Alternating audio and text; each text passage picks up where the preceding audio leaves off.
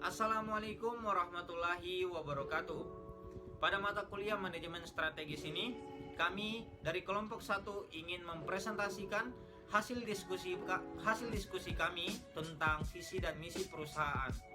Namun sebelumnya kami akan memperkenalkan diri terlebih dahulu.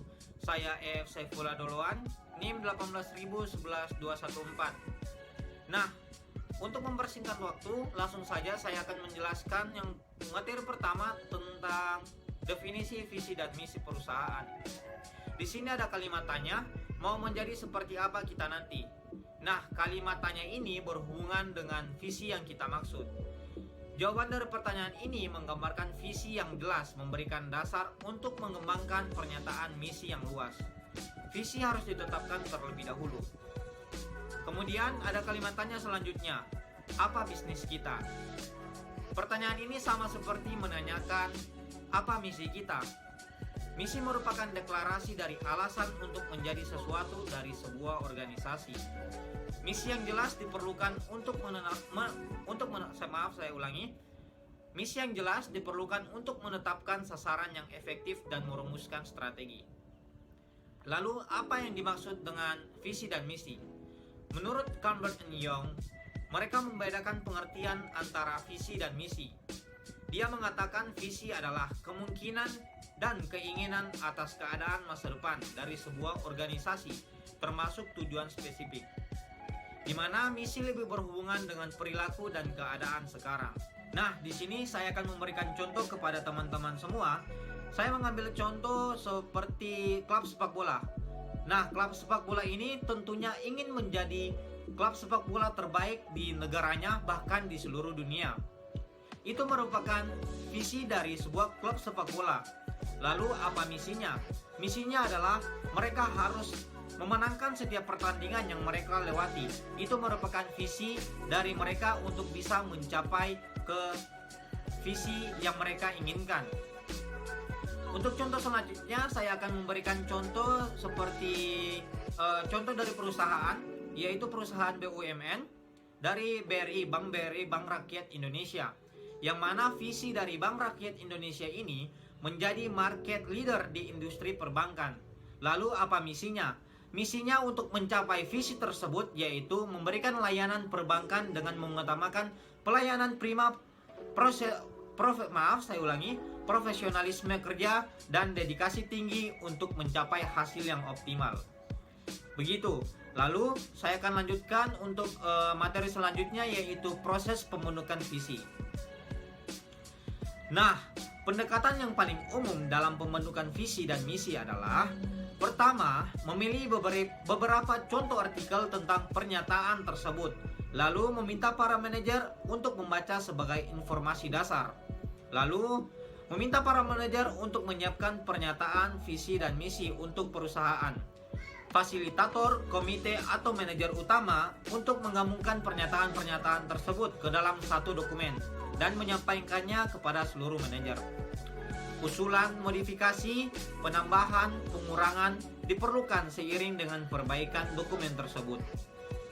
Karena semua manajer memberikan masukan dan mendukung dokumen akhir, perusahaan bisa dengan mudah memperoleh dukungan untuk merumuskan strategi lain, menerapkan dan mengevaluasi. Perlu diketahui juga, selama proses pembentukan visi dan misi tersebut, beberapa perusahaan melakukan diskusi kelompok untuk membentuk dan mengubah rancangan yang sudah ada. Mungkin seperti itu yang bisa saya jelaskan, dan materi selanjutnya akan disampaikan oleh teman saya. Perkenalkan, nama saya Zakianisa Azahra, NIM 1811312. Di sini saya akan melanjutkan materi yang telah teman saya sampaikan tadi, yaitu tentang pentingnya pernyataan visi dan misi. Krarik dan Fitton menemukan bahwa perusahaan dengan pernyataan misi yang formal memiliki imbal hasil ekuitas pemegang saham rata-rata 2 kali lebih besar dibanding perusahaan tanpa pernyataan misi yang formal. Resolusi untuk pandangan yang berbeda. Keuntungan lain dalam mengembangkan pernyataan misi adalah bahwa pandangan yang berbeda di antara para manajer dapat diungkap dan diselesaikan melalui proses. Dalam organisasi, Para penyusun strategi sebaiknya memastikan bahwa unit divisi melakukan tugas-tugas manajemen strategi, termasuk mengembangkan pernyataan visi dan misi. Setiap divisi sebaiknya melibatkan manajer dan karyawannya dalam mengembangkan pernyataan visi dan misi yang konsisten dan mendukung misi perusahaan. Selanjutnya, manfaat terbesar dari pernyataan visi dan misi yang berasal dari pandangan yang beragam. Yang pertama, ada memberi kesempatan bagi manajer untuk menyatukan arah untuk mengatasi kepentingan individu, kelompok, dan pihak luar. Yang kedua, menimbulkan kesadaran atas harapan yang sama di semua level dan generasi karyawan.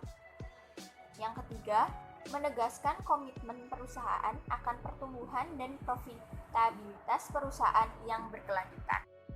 Perkenalkan, nama saya Yarsi. Saya akan menyampaikan materi tentang karakteristik pernyataan misi.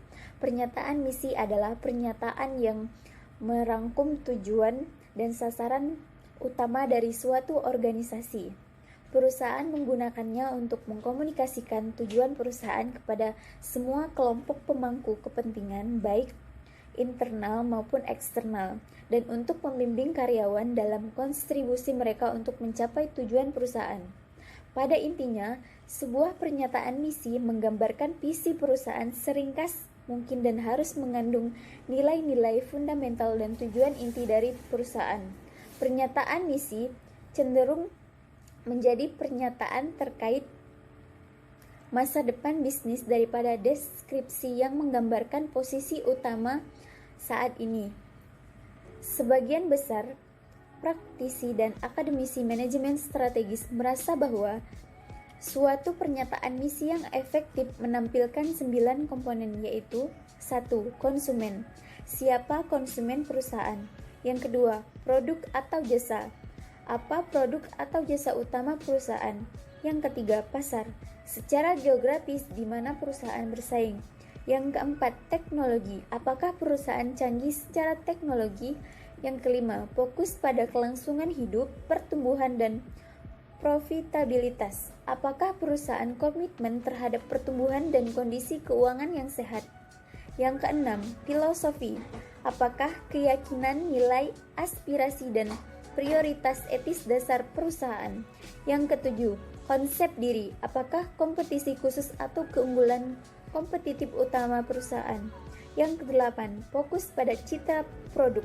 Apakah perusahaan responsif terhadap masalah sosial, komunikasi, dan lingkungan hidup? Yang kesembilan, fokus pada karyawan. Apakah karyawan dipandang sebagai aset perusahaan yang berharga? Ada 9 pernyataan misi yang baik dan efektif, memiliki karakteristik diantaranya: 1. Luas dalam cangkupan. 2. Tidak terlalu panjang. Panjang kalimat yang disarankan adalah di bawah 250 kata. Yang ketiga, membangkitkan perasaan dan emosi positif mengenai organisasi. Memberi inspirasi dan motivasi pembaca pernyataan misi untuk melakukan aksi. Yang keempat, mengidentifikasi kegunaan produk perusahaan. Yang kelima, menunjukkan bahwa perusahaan bertanggung jawab secara sosial. Yang keenam, menunjukkan bahwa perusahaan bertanggung jawab secara lingkungan. Yang ketujuh, memasukkan 9 komponen pernyataan misi. Yang kedelapan, tidak lekang oleh waktu. Yang kesembilan, menciptakan kesan bahwa perusahaan berhasil memilih arah serta layak untuk diberi perhatian, dukungan, dan investasi. Baiklah, materi selanjutnya akan disampaikan oleh teman saya. Perkenalkan, nama saya Bambang Siswanto dari kelompok 1 Manajemen Strategik C. Di sini saya ingin menambahkan tentang paparan-paparan materi yang telah dijelaskan teman-teman kelompok saya. Di sini saya ingin menyampaikan tentang deklarasi sikap. Deklarasi sikap sendiri terdapat 2 poin penting, yaitu pernyataan visi dan misi yang baik memungkinkan penciptaan dan pertimbangan beragam tujuan dan strategi alternatif tanpa kemudian menghambat kreativitas manajemen. Dan yang kedua yaitu pernyataan visi dan misi perlu luas agar dapat secara efektif merekonsiliasi perbedaan di kalangan dan menarik bagi para pemangku kepentingan.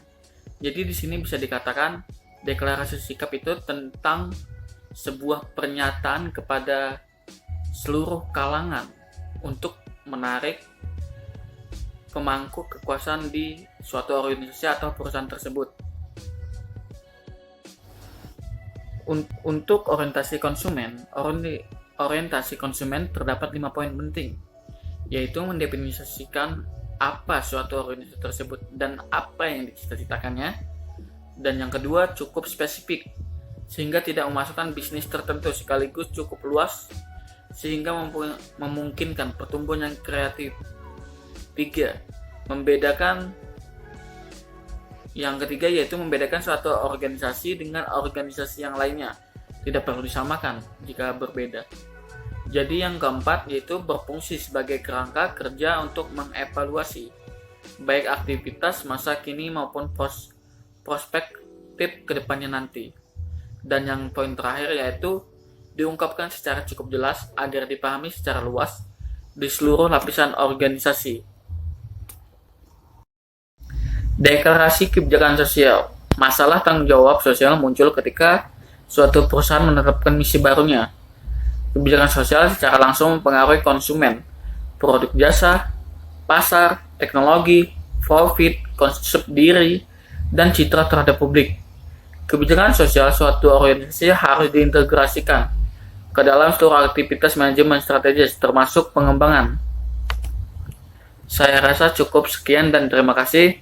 Jika ada pertanyaan bisa ditulis di kolom komentar atau di diskusi kita nanti. Wassalamualaikum warahmatullahi wabarakatuh.